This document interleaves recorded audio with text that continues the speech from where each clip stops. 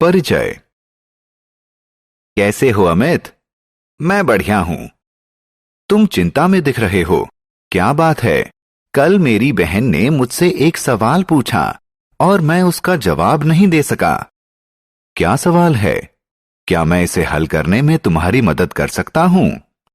उसने पूछा कि ऐसा क्या है जो हमें फल भी देता है और लकड़ी भी, जो धरती पर पैदा हो सकता है और पानी में भी, जो घर में पाया जाता है और जंगल में भी।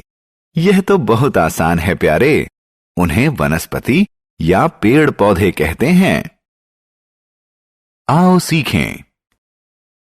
विभिन्न प्रकार की वनस्पतियों का वर्णन करना, किसी वनस्पति के मुख्य भाग का वर्णन करना, वनस्पतियों के मुख्य लाभ बताना। वनस्पति जीवन। नमस्कार दोस्तों, मैं पंकज हूं। क्या आप जानते हैं कि वनस्पति हमारे मित्र भी होते हैं, क्योंकि वो हमें भोजन और जीवन यापन के लिए जरूरी दूसरी कई सामग्री देते हैं। इसके अलावा वो हमें छाया भी देते हैं। वो भी हमारी तरह सजीव होते हैं। उन्हें अपने जीवित रहने और बढ़ने के लिए आहार और जल की जरूरत होती है। उनमें भी हमारी तरह विकसित और लंबे होने की योग्यता होती है। वनस्पतियों के प्रकार। बच्चों, हम अपने आसपास विभिन्न प्रकार के पेड़ पौधों को देखते हैं। हम देखते हैं कि कुछ पौधे लंबे होते हैं तो कुछ छोटे। जो पौधे बहुत लंबे और मजबूत होते हैं उन्हें पेड़ कहते हैं, जैसे आम, नारियल, नीम इत्यादि पेड़ हैं। जो पौधे पेड़ों से छोटे होते हैं उन्हें झाड़ियां कहते हैं, जैसे गुलाब या सूरजमुखी के पौधे। इनके अलावा कुछ वनस्पतियां बहुत छोटी होती हैं। इन्हें शाक कहते हैं। बैंगन और पालक शाक के उदाहरण हैं। बेल और लताएं। दोस्तों, यह जानकर आपको आश्चर्य होगा कि कुछ वनस्पतियां सीधी खड़ी नहीं हो सकती और उन्हें खड़े होने के लिए सहारे की जरूरत होती है। ऐसी वनस्पतियों को बेल और लताएं कहते हैं। बेल किसी सहारे के साथ बढ़ती है, जैसे कि मनी प्लांट। लताएं जमीन पर फैलकर बढ़ती हैं, जैसे कि कद्दू और तरबूज। वनस्पतियों के अंग। दोस्तों, आइए पौधों के विभिन्न अंगों की चर्चा करें। किसी पौधे के मुख्य अंग जड़, तना, पत्ते, फूल और फल होते हैं। आइए एक एक कर इन सभी के बारे में और जानें। जड़ पौधे का सबसे निचला अंग होता है। ये मिट्टी में विकसित होती है और पौधे को जल और खनिज प्राप्त करने में सहायता करती है।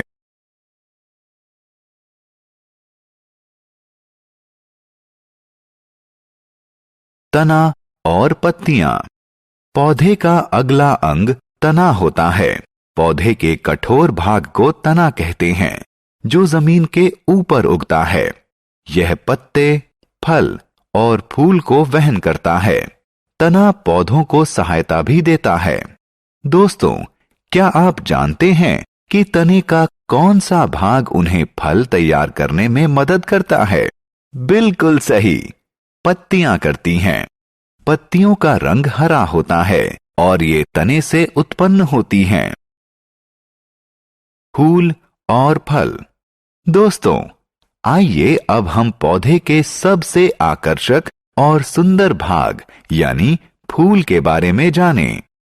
फूल विभिन्न रंगों और प्रकार के होते हैं, जैसे सूरजमुखी, गुलाब या डहेलिया इत्यादि।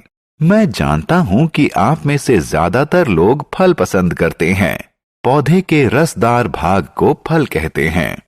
फल विभिन्न आकार, प्रकार और रंग के होते हैं, जैसे केला, आम, सेब या संतरा।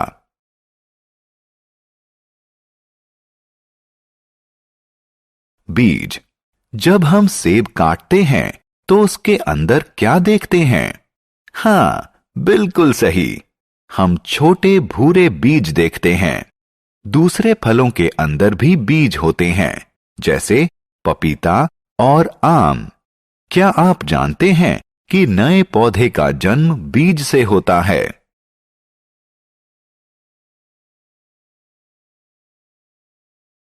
वनस्पतियों का उपयोग। बच्चों, हम जानते हैं कि हम पौधों से खाने की सामग्री प्राप्त करते हैं। भोजन सामग्री के अतिरिक्त हम पौधों से अन्य बहुत सी चीजें प्राप्त करते हैं। बहुत सी दवाइयां व इत्र यानी परफ्यूम पौधों से बनते हैं।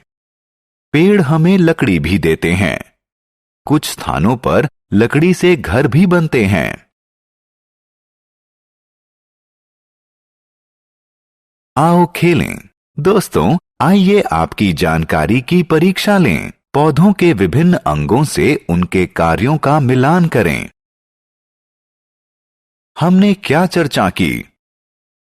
हमारी ही तरह पौधे भी सजीव होते हैं। पौधे कई प्रकार के होते हैं, जैसे पेड़, झाड़ियां, शाक, बेल और लताएं। पौधे हमें भोजन, लकड़ी, तेल, दवाई और सांस लेने के लिए ताजा हवा देते हैं।